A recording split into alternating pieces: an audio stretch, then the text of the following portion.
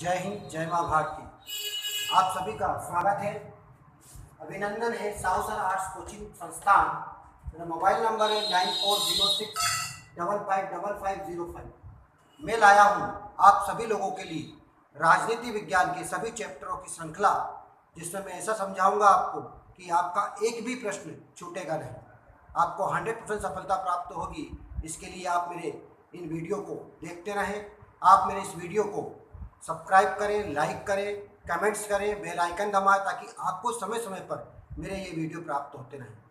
आज मैं आपके लिए लाया हूँ चैप्टर नंबर राजनीति विज्ञान का 10, जिसमें राष्ट्र निर्माण की चुनौतियाँ मैं आपको पढ़ाऊँगा। इसमें दो भाग आपके होंगे, पहला भाग और दूसरा भाग। आज के भाग में हम बात करेंगे मुख्य रूप से राष्ट्र निर्माण की चुनौतियाँ। राष्ट्र मतलब देश, निर्माण मतलब विकास करना, बनाना, चुनौती मतलब प्रॉब्लम, समस्या। जब हमारा देश आज़ाद हुआ 200 साल की गुलामी के बाद, तो हमें कौन कौन सी समस्याओं का सामना करना पड़ा और उन समस्याओं को किस प्रकार से हल किया गया, इस विषय में हम इस पर बात करेंगे। इस चैप्टर में इसका अध्ययन करेंगे हम। जब हमारा देश आज़ाद हुआ अंग्रेजों की गुलामी के बाद, तो सबसे पहले हमारे बीच में जो सहमति थी, जो थी मुख्य रूप से दो सहमति थी हमारे बीच में, लोकतंत्र और सरकार का स्वरूप लोक कल्याणकारी। लोकतंत्र मतलब पूरे देश के अंदर लोकतंत्र कायम करना, क्योंकि उसके पहले हमारे देश के अंदर राजतंत्र था, राजा का शासन था, जिसको हटाकर हमारे देश के अंदर हमें जनता का शासन लाना था। कई जगहों पर ब्रिटिश शासन था, उसको भी हटाना था। दूसरी समय सहमति थी सरकार का स्वरूप कैसा हो, लोक कल्याणकारी हो, जनता की भलाई के काम करने वाला हो, ऐसी हमको व्यवस्था करनी थी। चुनौतियाँ कौन कौन सी थी हमारे सामने? तो चुनौती मुख्य रूप से थी हमारे सामने राष्ट्र निर्माण में। पहली चुनौती राष्ट्र निर्माण मतलब देश का विकास करना, देश को फिर से बनाना। दूसरी चुनौती थी लोकतंत्र, देश के अंदर जनता के लिए, जनता के द्वारा किया गया शासन स्थापित करना। थर्ड चुनौती थी समानता, सभी को समान अधिकार मिले, इस प्रकार का हमको प्रयास करना, ये समानता। ये तीन चुनौतियां हमारे देश के सामने थी जब हम राष्ट्र का निर्माण कर रहे थे। मुख्य रूप से राष्ट्र निर्माण की अवधारणा कहाँ से ली गई? तो ये सब मुख्य रूप से ली गई है नेशन से। नेशन का अर्थ होता है राष्ट्र, और नेशन जो शब्द है आपका, वो लैटिन भाषा का शब्द है, जो किससे बना है? नेटस से। नेटस का अर्थ होता है जन्म या भ्रूण। देखा जाए तो राष्ट्र शब्द समान जातीय समूह के, सभी जबकि जाति एक हो, सब एक हो, उसको कहा जाता है राष्ट्र। राष्ट्रीयता है नेशनलिटी, किसे कहा जाता है? तो एक स्वतंत्र, संगठित और न्यायपूर्ण व्यवस्था को राष्ट्रीयता या नेशनलिटी कहा जाता है, राष्ट्र निर्माण कहा जाता है, जिसमें कि पूरा समाज एक जाति में हो, एक न्याय व्यवस्था में हो, सबका एक समान स्वरूप हो, उसे कहा जाता है राष्ट्रीयता। अगला आता है राष्ट्र निर्माण की अवधारणा। राष्ट्र निर्माण जो उदाहरण है, हमारे देश का विकास किया जा रहा था, राष्ट्र का निर्माण किया जा रहा था, तो उससे मुख्य रूप से जो अवधारणा थी वो थी राष्ट्र निर्माण की अवधारणा। नेहरू दृष्टिकोण को उसमें अपनाया गया था, नेहरू मॉडल को अपनाया गया था। नेहरू मॉडल क्या था, ये मैं आपको समझाने का प्रयास करूंगा। नेहरू मॉडल देखा जाए तो मुख्य रूप से नेहरू जो मॉडल था वो सोवियत संघ की विचारधाराओं से प्रभावित था। सोवियत संघ की विचारधारा से पंडित जवाहरलाल नेहरू बहुत प्रभावित थे। वो हमारे देश के प्रथम प्रधानमंत्री और प्रथम प्रदेश मंत्री भी थे, फॉरेन मिनिस्टर भी थे। समाजवाद, धर्मनिरपेक्षता उनका मेन नीति थी। समाजवाद जिसमें कि सभी समाज के लोग सभी समान रहे। धर्मनिरपेक्षता मतलब कोई भी धर्म छोटा या बड़ा ना, सभी धर्म समान हो। धर्मनिरपेक्षता, समाज व धर्मनिरपेक्षता की बात वो अधिकतर अपने भाषणों में किया करते थे। अब बात करते नेहरू मॉडल की। धर्मनिरपेक्षता, बहुलवाद, जन कल्याण, औद्योगिकरण, विश्व निरपेक्षता। बहुलवाद सभी लोगों को मिलाकर सभी देश बनाना, इसके अलावा जन कल्याण, जनता की भलाई के काम करना, जन कल्याण। अगला था औद्योगिकरण, देश में नए नए उद्योग खोलना, जिससे कि देश विकास की प्रगति की ओर आगे बढ़ सके। एक विदेश नीति, हमारे देश की जो विदेश नीति थी वो मुख्य रूप से नेहरू जी की जो विचारधारा थी गुट निरपेक्षता से प्रभावित थी। वे गुट निरपेक्षता के बड़े हामी थे, वो गुट निरपेक्षता को अपनाने में अच्छा समझते थे। उस समय आपने बताया था आप लोगों को, विश्व दो गुटों में बट गया था। एक अमेरिका समर्थित सैनिक संगठन सीटो नाटो, दूसरा था सोवियत संघ समर्थित वार्सा पैक्ट। इन दोनों गुटों से दूर रहकर एक नया गुट बना, उसे कहा था गुट निरपेक्षता। तो गुट निरपेक्षता के वो हमेशा पक्षधर रहे। अब आता है मुख्य रूप से कि हमारे देश में हम बात करें कि शरणार्थी की समस्या। शरणार्थी समस्या क्या होती है? शरणार्थी क्या होता है?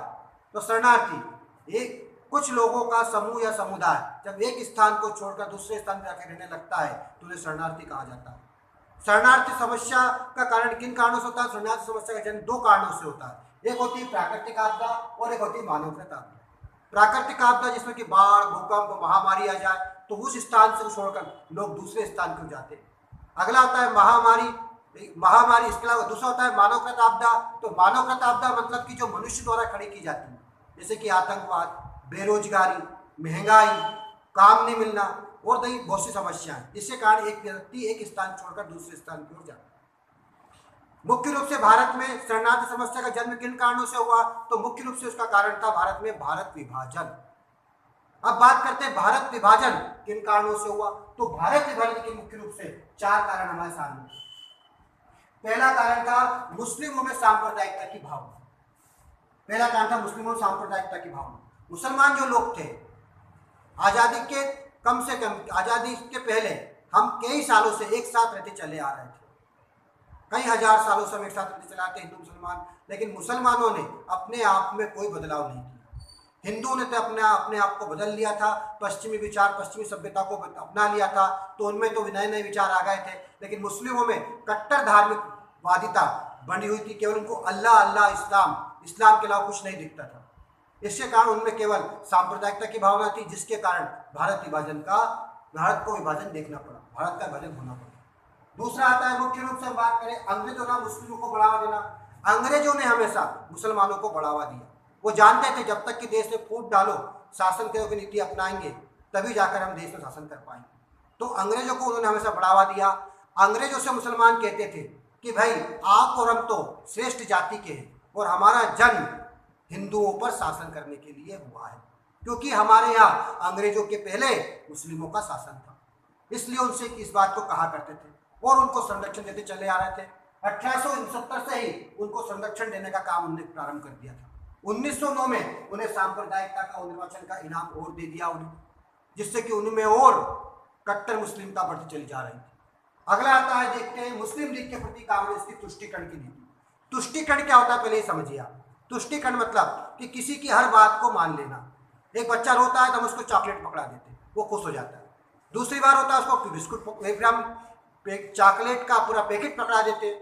तीसरी बार होता है कि मुझे तो ये चाहिए, मतलब कि उसकी हर बात को मानने लग जाते हैं और एक दिन वो जिद्दी हो जाता है। मतलब किसी की हर बात को मानते जाना ही क्या कहलाता है? तुष्टीकरण कहलाता है।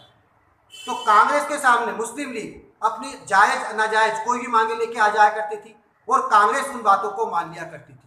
इसे कहा गया था तुष्टीकरण की नीति, जिसके कारण एक दिन मुस्लिम लीग ने भारत विभाजन की बात करती कि हमें तो भाई भारत का अलग ही चाहिए, हमें तो पाकिस्तान चाहिए। इसके कारण भारत विभाजन करना पड़ा। अगला आता है मुस्लिम लीग को सदस्यों को शामिल करना। अंतिम जो सरकार का गठन हुआ था, अंतरिम सरकार में मुस्लिम लीग के सदस्यों को शामिल करना। जब हमारे देश में अंतरिम सरकार गठन हुआ था तो उस समय मुस्लिम लीग के सदस्यों को हमारे देश में हमारी सरकार में शामिल किया गया था। जब देश के अंदर जगह जगह दंगे फसाद होने लगे तो हमने जो फैसले लिए, उन फैसलों में मुस्लिम लीग के सदस्यों ने रोड़े अटकाए, जिसके कारण कि हम दंगे फसाद रोकने में असफल रहे। दंगे फसाद असफल रहे तो दंगे तेज भड़के, जिसके कारण हमको भारत विभाजन स्वीकार करना पड़ा। भारत विभाजन का एक और मुख्य कारण था कि उस समय देश के अंदर दो प्रकार की विचारधाराएं बन गई थी मुस्लिमों में। एक मुस्लिम थे राष्ट्रवादी और दूसरे थे सांप्रदायिकवादी। राष्ट्रवादी जो कि हम मोहम्मद अली, राष्ट्रवादी जो कि मौलाना अबुल कलाम आजाद के नेतृत्व में थे। वे कहते थे चाहे कुछ भी हो जाए हम हिंदुस्तान छोड़ के नहीं जाएंगे, हम हिंदुस्तान हमारा वतन है, अहले वतन है, हमको यही गाड़ दो, हमें यही मार दो, ये छोड़ के नहीं जाएंगे। दूसरे थे मोहम्मद जिन्ना के समर्थक जो कहते थे चाहे कुछ भी हो जाए हमें तो एक हमारा अलग राष्ट्र चाहिए। तो दो विचारधाराओं ने इस देश के दो टुकड़े कर दिए, एक भारत और पाकिस्तान, जिसके कारण हमारे शरणार्थी समस्या का जन्म हुआ। अब शरणार्थी समस्या किसका स्वरूप क्या था? तो शरणार्थी समस्या का स्वरूप यह था कि कई लोग भारत से पाकिस्तान गए और पाकिस्तान से भारत आए। क्या कारण था इसका? कि पाकिस्तान में दंगे फसाद होने लगे थे, इधर भारत में दंगे फसाद होने लगे थे। इस कारण से पाकिस्तान से गैर मुस्लिमों ने छोड़ना अच्छा समझा, तो अपनी चल अचल संपत्ति 50,000 लाख रुपए की चल संपत्ति छोड़कर पाकिस्तान में हमारे देश में आए। और हमारे देश से हम बात करें भारत से 10,000 लाख रुपए की चल अचल संपत्ति छोड़कर मुस्लिम लोग पाकिस्तान गए। देखा जाए आगे तो मुस्लिम अब ये प्रभाव क्या पड़ा, इसका क्या परिणाम निकला इसका? तो शरणार्थी समस्या का क्या परिणाम निकला, क्या प्रभाव पड़ा? तो संपत्ति की क्षतिपूर्ति की समस्या। जो संपत्ति छोड़ के आए थे, जो छोड़ कर गए थे, उनकी क्षतिपूर्ति की एक समस्या थी। क्षतिपूर्ति मतलब मुआवजा देना, उनको क्या दिया जाए उसके बदले, तो एक बड़ी समस्या थी जिसका दोनों देशों ने देने का वादा किया था। दूसरा आता है पुनर्वास की समस्या। जब लाखों की संख्या में हमारे देश में मुस्लिम लोग आए, गैर मुस्लिम लोग आए, जिसमें कि हिंदू, ईसाई, सिख लोग आए, तो उनको यहाँ बसाने एक बहुत बड़ी समस्या थी। उनको रोजगार देना, उनको बेरोजगारी दूर करना। वो आए तो उन्हें सबसे पहले जो तराई क्षेत्र थे उनमें आकर बसे, राजस्थान, मध्य प्रदेश, पंजाब के क्षेत्रों में आके बसे। इसके अलावा उनको रोजगार देना, उनको आगे बढ़ाना एक बहुत बड़ी समस्या थी। पर लेडी माउंटबेटन और भारत सरकार के प्रयास ने इसको सफल बनाया था, इसमें हम सफल हुए थे। अगर आता है नेहरू लियाकत समझौता 1950। नेहरू लियाकत समझौता 1950 क्या था, तो नेहरू और लियाकत अली के बीच में एक समझौता हुआ था कि अब विभाजन के बाद जो बात हो चुकी है, जो लोग जहाँ पर रह रहे हैं उन लोगों को वहाँ पर रक्षा की जाएगी, उनके जान माल की रक्षा की जाएगी। इसे कहा गया था नेहरू लियाकत समझौता, कि उनके पास किसी प्रकार का भेदभाव नहीं किया जाए। अगला आता है सरदार वल्लभ भाई पटेल, भारत का बिस्मार्क। सरदार वल्लभ भाई पटेल को भारत का बिस्मार्क क्यों कहा? क्वेश्चन आता है कई बार भाई। जब देश आज़ाद हुआ तो उस समय हमारे देश के अंदर मैंने बताया कि 600 छोटी बड़ी देशी रियासत थी, इनको मिलाना, एकीकरण करना एक बहुत बड़ी समस्या थी। इसका काम मुख्य रूप से सौंपा गया था सरदार वल्लभ भाई पटेल को। सरदार वल्लभ भाई पटेल ने अपने अथक परिश्रम प्रयास से इस देश के निर्माण में महत्वपूर्ण भूमिका निभाई। आज हम इतना बड़ा हिंदुस्तान देख रहे हैं, राजनीतिक भौगोलिक देख रहे हैं, ये सरदार वल्लभ भाई पटेल के कारण ही जो हम इतने बड़े भारत में आज सांस ले रहे हैं। जिस प्रकार से इटली में मेजनी ने एकीकरण का काम किया था और जर्मनी में बिस्मार्क ने काम किया था जर्मनी के एकीकरण का, उसी प्रकार का काम सरदार वल्लभ भाई पटेल ने भारत में किया था। इस कारण से सरदार वल्लभ भाई पटेल को भारत का बिस्मार्क कहा जाता है। जब सरदार वल्लभ भाई पटेल को भारत का बिस्मार्क इस कारण से कहा जाता है, मैं बताना चाहूंगा जब देश का एकीकरण किया गया था तो उस समय भारत सरकार ने 2 एग्रीमेंट तैयार किए थे। एक एग्रीमेंट का नाम था इंस्ट्रूमेंट ऑफ एक्सेशन और दूसरे एग्रीमेंट का नाम था standstill agreement. Instrument of accession, इसमें कहा गया था कि आप केवल प्रतिरक्षा, वैदेशिक मामले, यातायात और संचार के साधन हमको दे दीजिए और भारत संघ में मिला लीजिए। तो कोई भी देशी राजा प्रतिरक्षा, वैदेशिक यातायात, संचार के दे सौंप कर अपने आप को भारतीय संघ में मिला सकता था। दूसरा था स्टैंड स्टिल एग्रीमेंट, इसमें कोई भी राजा महाराजा इस पर साइन करके भारत में अपने आप को मिला सकता था, जिसमें जैसी स्थिति उसके अंग्रेजों को टाइम थी, ऐसी स्थिति उसके बीच में अब रहेगी। अगला आता है समस्या, जब हमारे देश का एकीकरण किया जा रहा था उस समय बहुत बड़ी 2 बड़ी समस्याएं थी। एक समस्या थी हमारे सामने मोहम्मद अली जिन्ना और दूसरा था भोपाल जैसे नवाब। मोहम्मद अली जिन्ना जो कि मुख्य रूप से सांप्रदायिक, ने बताया आपको, सांप्रदायिक नेता था। वो किसी भी हालत में पाकिस्तान का राष्ट्रपिता था, वो किसी भी हालत में भारत के जो लोग थे, जो राजा महाराजा थे, उनको साम दाम दंड भेद रुपये पे लालच देके अपने ओर मिलाने का प्रयास कर रहा। तो जिन्ना ने एक बहुत बड़ी समस्या खड़ी कर रखी। दूसरे थे भोपाल जैसे नवाब जो कि चारों ओर भारतीय भूभाग से घिरे हुए थे, बीच में थे भारत में, लेकिन अपना रिश्ता पाकिस्तान से कायम रखकर अपना एक अलग राज कायम करना चाहते थे। तो इन समस्याओं को भी दूर किया गया। मुख्य रूप से समस्या जो हमारे सामने वो थी हैदराबाद, जूनागढ़, कश्मीर, भोपाल और मणिपुर, ये समस्या हमारे सामने थी। इन समस्याओं को हल किया गया। हैदराबाद की समस्या किस प्रकार से हल की गई बताना चाहूंगा संक्षेप में आपको। हैदराबाद देश की सबसे बड़ी देशी रियासत जो चारों ओर भारतीय भूभाग से घिरी थी। यहाँ पर सबसे अधिक जनसंख्या हिंदुओं की थी और अल्पसंख्यक में कौन थे? मुसलमान। सबसे ज़्यादा यहाँ पे हिंदू लोग थे और सबसे कम थे वहाँ पे मुसलमान। यहाँ का जो नवाब था वो कौन था? मुसलमान, जिसका नाम था उस्मान अली खान। वह ना तो हिंदुस्तान ना पाकिस्तान, दोनों में से किसी में मिलने का इच्छुक नहीं था। वो एक अलग स्वतंत्र राष्ट्र कायम करना चाहता था और उसके जो रजाकार थे, जो उसके दीवान थे, वे भारत पर, वे दिल्ली पर लाल पीताशाही झंडा लहराने की बात करते थे कि हम एक न एक दिन हमारे राजा का झंडा वहाँ लहरा देंगे। देखा जाए तो इसको देखते हुए वहाँ के जो नवाब थे उन्होंने रजाकारों को और वहाँ के मंत्रियों को खूब छूट दे दी, जिससे कारण वो हिंदुओं पर अत्याचार करने लगे। हिंदुओं की जनता से जनता भागकर भारत में आने लगी, जिससे कि भारत में शरणार्थियों की समस्या और बढ़ गई। इस बिगड़ती हुई स्थिति को देखकर सरदार वल्लभ भाई पटेल ने या भारत सरकार ने वहाँ पर एक पुलिस कार्रवाई करने का विचार किया और मेजर जनरल चौधरी के नेतृत्व में 13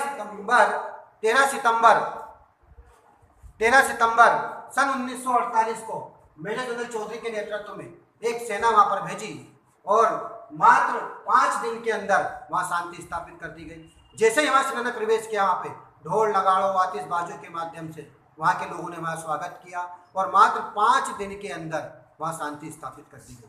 वहाँ के रजाकार हुए, एल एंड्रूस सेनापति थे, उन्होंने आत्मसमर्पण कर दिया। इस प्रकार से वहाँ पर मुख्य रूप से हैदराबाद का विलय हमारे देश में कब हुआ, बताना चाहूँगा आपको 18 सितंबर 1948 में। इस प्रकार से हमारे देश में विलय हुआ। हम बताना चाहेंगे जूनागढ़ की समस्या।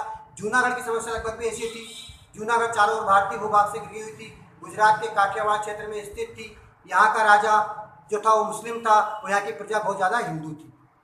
यहाँ का राजा भारत में ना मिलते हुए पाकिस्तान में मिलना चाहता था और पाकिस्तान से उसने गुप्त समझौता कर लिया था। जब ये जानकारी वहाँ की जनता को लगी तो वहाँ की जनता ने विद्रोह खड़ा कर दिया और हथियार लेकर वहाँ चल दिए।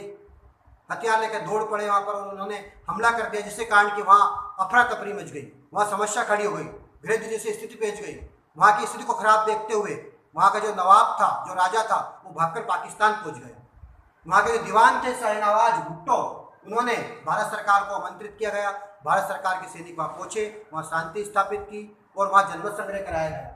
जनमत संग्रह भारत के पक्ष में आया। इस प्रकार से 20 जनवरी 1949 को जूनागढ़ का विलय भारत में हो गया।